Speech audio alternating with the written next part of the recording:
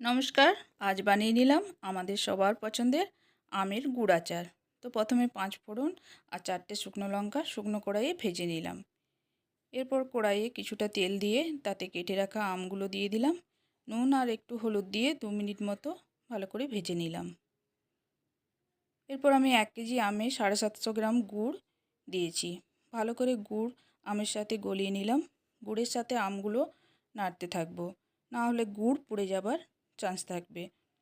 এরপর ঢাকা দিয়ে দিয়ে আমি 1 মিনিট মতো করে রেখে আবার আমি গুড়ের সাথে আমগুলোকে নেড়ে নেব, নাহলে নিচে লেগে যেতে পারে। ওই জন্য আমি ঢাকা খুলে দেখে নেব। এরপর ভালো করে নাড়াচাড়া করে যখন একটু আঠালো টাইপের হয়ে আসবে তখন দিয়ে দেব ভেজে রাখা 5 ফোড়ন আর শুকনো লঙ্কার গুঁড়ো।